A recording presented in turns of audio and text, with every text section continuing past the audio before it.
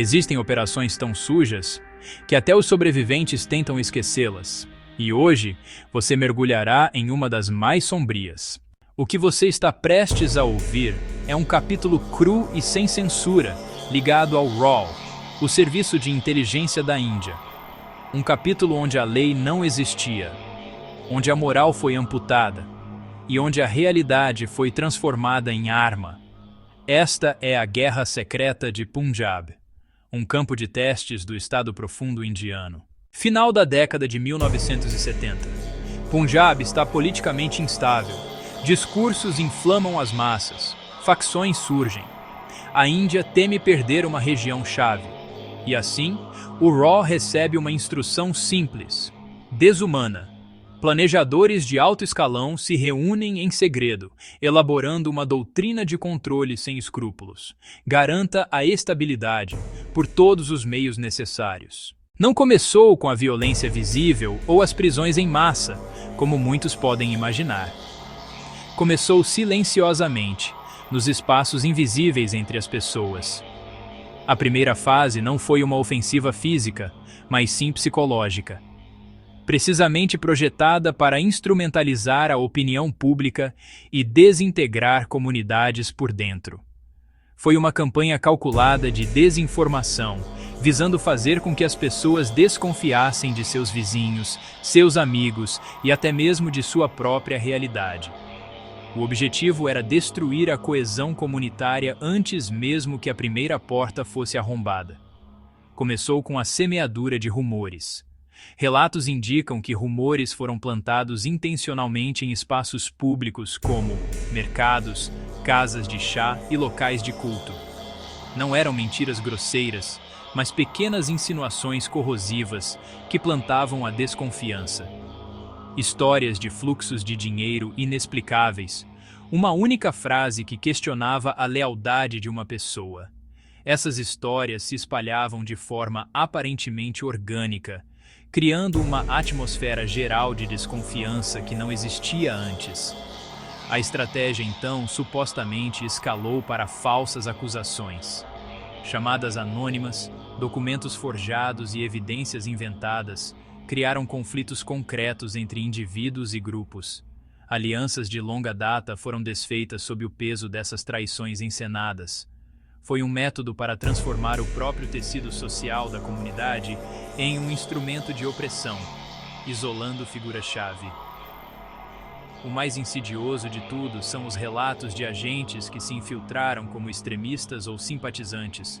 Sua tarefa era penetrar em círculos ativistas, encorajar comportamentos provocativos para desacreditar o movimento publicamente e fornecer um pretexto para uma resposta estatal mais dura. A distinção entre ativistas genuínos e agentes controlados pelo Estado se tornou tão nebulosa que ninguém mais sabia em quem confiar. O efeito cumulativo foi uma completa erosão da confiança social. O colapso do tecido comunitário, como os sociólogos diriam, mas esta não era uma teoria acadêmica, era um processo intencional e sistemático de desumanização, projetado para isolar, aterrorizar e impotencializar indivíduos. A estratégia era simples e brutal. Não ataque o inimigo, ataque a sensação de normalidade. Postos de controle surgiam e desapareciam. Agentes não identificados realizavam inspeções móveis. Mandados de busca deixaram de existir e prisões não eram registradas. Isso não é opressão. Isso é um colapso psicológico induzido. Cidadãos acordavam sem saber se alguém estava ouvindo, dormiam sem saber se alguém estava gravando e viviam sem saber se alguém havia anotado seu nome, ou apenas um número. Quando o Estado transforma pessoas em números, a humanidade desaparece. Em 1984, a invasão do Templo Dourado marcou o abismo. O local mais sagrado para os Sikhs se tornou um campo de batalha. Linhas telefônicas foram cortadas, jornalistas bloqueados, histórias conflitantes espalhadas, e houve um número de mortos que até hoje não foi precisamente contabilizado. As histórias das pessoas que estavam lá dentro foram cortadas junto com a comunicação. Após a Operação Blue Star, a estratégia estatal entrou em uma fase ainda mais insidiosa e clandestina. Esta foi a era do Estado sem rosto, onde o poder se tornou invisível e absoluto. A guerra não era mais travada publicamente, mas nos interstícios dos registros oficiais, nas sombras. O objetivo evoluiu da repressão para a aniquilação completa. Aqui, vamos detalhar as 4 estratégias principais que definiram este capítulo sombrio. Primeiro, os desaparecimentos forçados.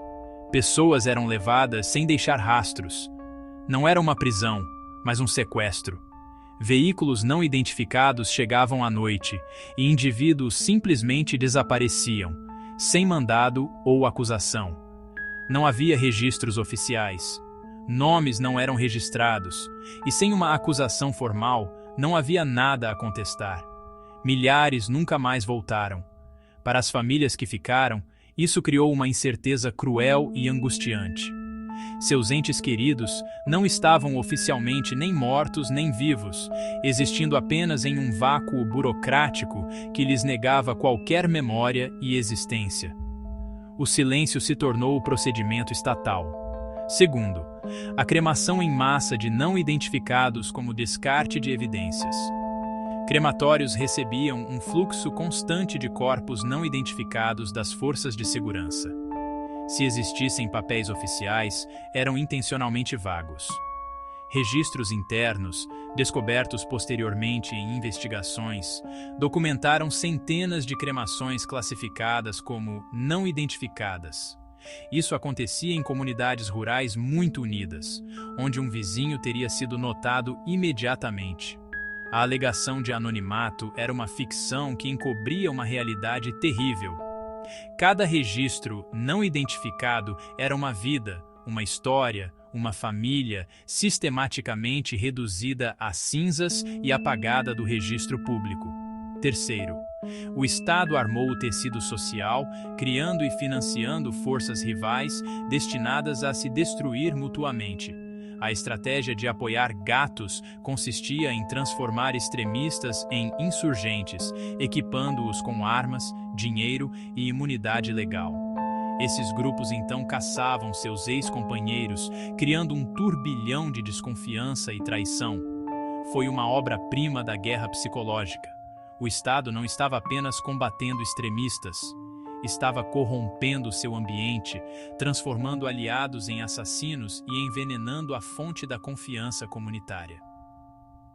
Quarto, o aperfeiçoamento do interrogatório psicológico extremo.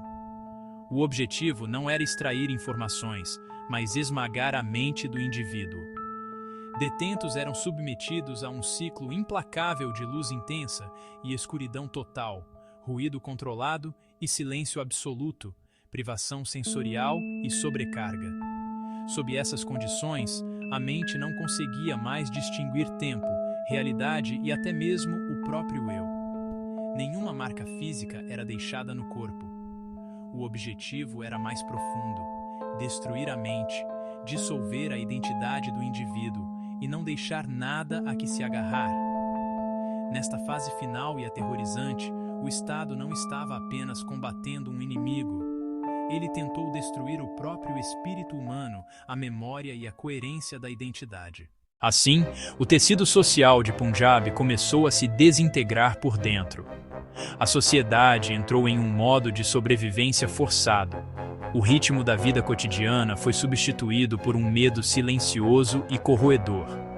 O colapso não foi uma grande explosão, mas uma lenta corrosão da confiança que transformou a comunidade em uma coleção de indivíduos isolados. Espaços públicos, cada interação, foram sufocados sob o peso de uma ameaça invisível. Comerciantes, antes o coração da comunidade, começaram a fechar suas lojas antes do pôr do sol. Não havia toque de recolher oficial, nenhuma instrução direta. Foi uma decisão sincronizada, nascida de um acordo silencioso de medo. O som das persianas de metal se tornou o novo sino da noite, sinalizando que as ruas não eram mais seguras. Permanecer aberto significava se destacar, ser um alvo cujas razões eram inauditas, mas compreendidas por todos. Atrás de portas trancadas, a própria família se desintegrava como um mecanismo desesperado de defesa. Famílias tomavam a decisão dolorosa, mas racional, de dormir separadas em casas diferentes. A lógica era chocantemente simples. Se uma casa fosse atacada, nem toda a família seria perdida. O lar, antes um santuário, agora era visto como uma potencial masmorra. Ao longo de uma geração, a infância foi roubada. Crianças cresceram com sussurros e meias-verdades, aprendendo a ler o medo nos olhos de seus pais. Elas ouviam histórias cochichadas sobre desaparecimentos e perigos, mas nunca a verdade completa. Playgrounds se tornaram os espaços confinados da casa, e canções de ninar eram o silêncio.